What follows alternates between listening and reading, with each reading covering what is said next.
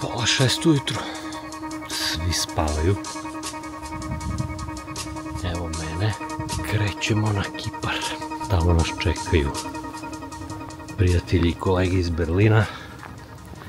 I to je to, idemo da vidimo kako to izgleda tamo, šta se dešava, kakav je život. Idemo na par dana i vraćamo se. Ne volim da putujem. Šta da radim? Znam da to nije popularno mišljenje, ali eto. Pripreme, evo ustajanje, vožnja, aerodromi, check-in, check-out, bla bla bla. To me sve smara, ali naravno kad stignem na destinaciju uživam kao i svi normalni ljudi. To je to. Krećemo.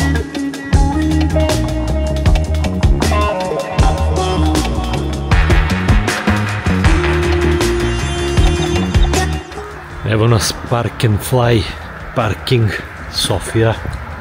Idemo pravac aerodrom. Evo nas, stigli smo. To je to. Lepo vreme, palme. Idemo da uzmemo auto koji nas čeka, rentakar. I da vozimo sa pogrešne strane ulice. Sad će da vidimo kako to izgleda. Samo da ne bude kao Woody Allen u filmu Skup. Znači evo smo u kolima, uzeli smo ih preko nekog sajta, vozimo ih neki kineska marka. I vozimo s pogrešne strane ulice. Da, to je tačno, pošto smo mi iz Srbije.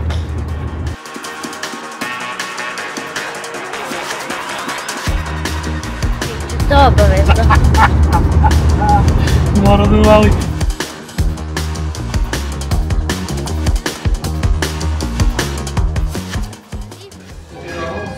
Ovo su moji roditelji. I ovdje imaju svašta, imaju picu, pastu, burger, sve živo, nemaju girosa, ja sam to želeo. Slavimo rođendan od moje mame.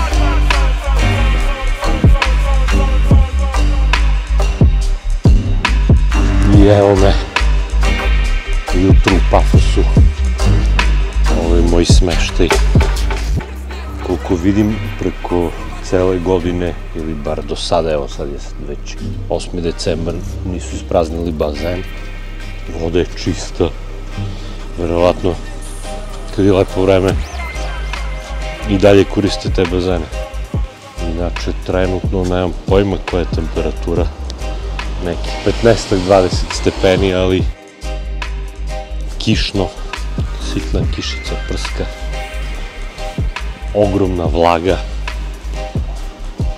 tako da nemam pojma za sada. Što se utisaka tiče, nisam oduševljen Kiprom, iskreno. Najviše od svega me je ova vožnja sa suprotne strane istraumirala. Sad ćete i da vidite gde smo tačno. Ovo je taj neki smeštaj, kao sam malo na brdu da imamo lep pogled, međutim pogledajte, vidite ulici i krivine. Znači, uske ulice sa krivinama i plus sa suprotne strane. Nije mi bilo dobro uopšte. Tako da ću sad da odem malo da kupim neke stvari i malo da provozam preko dana, da vidim da će da bude drugačije. Vidim da se na sve strane gradi. Nemam pojma koliko se ovde poštuju neki propisi, ali malo mi ostrvo deluje, barem ovo što sam do sad vidio, kao divljina neka. Dolaze sa svih strana, juče na aerodromu uglavnom Rusi i Jevreji.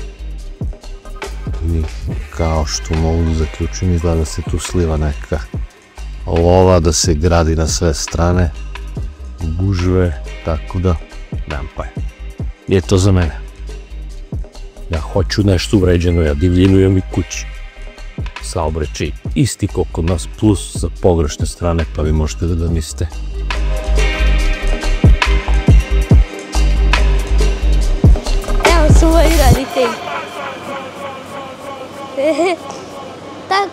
što vidite, ajde da obiđemo ovu prodavnicu. Ako niste znali, mi smo danas planirali da idemo na plažu, ali pošto je loše vreme, nažalost nismo mogli smo sve živo da radimo na plaži zajedno. A nažalost obilazimo, kako to vam objasnim, zagušen vazduh.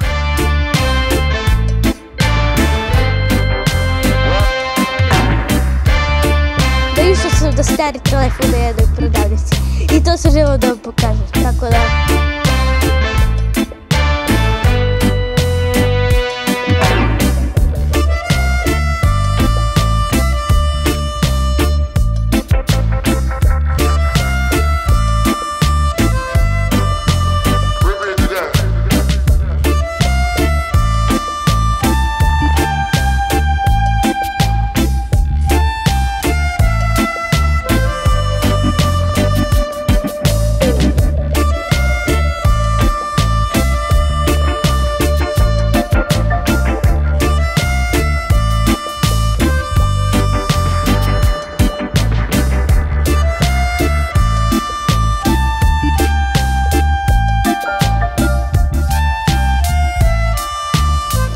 Da, znači like i subscribe ako želite zvonce.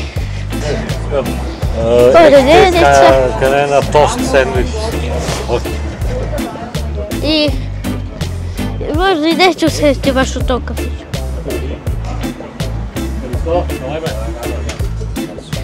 To je priča grčke, pa ga ne razumemo. Znači nije iz Grčke, nego priča grčki sa Grcima, inače je Srba. Evo konačno kafić po našoj meri, dan po našoj meri, sunčano, plaža, muzika, uživanje. Ovo je moj video, da. Ovdje je moj kolega Petar, također youtuber, on je...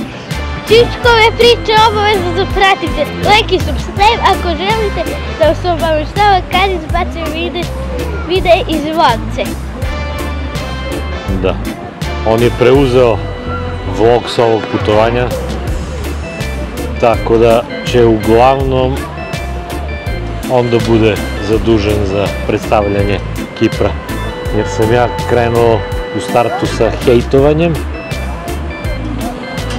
žalio sam se na saobraćaj, na vreme, na klimu, prvi utisak uopšte nije bio dobar, ali evo sad je već druga priča.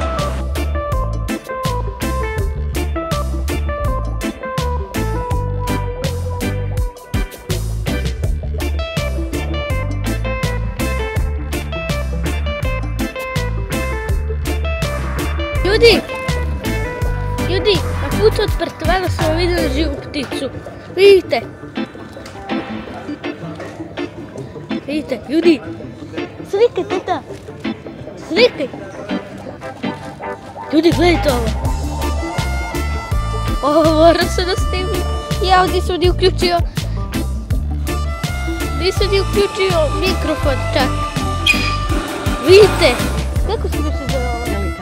Pelikana smo vidjeli. Jel vi ljudi ovo vidite? Pa vidimo se u apartmanu, sada stvarno. Ljudi, začustali smo baš rano.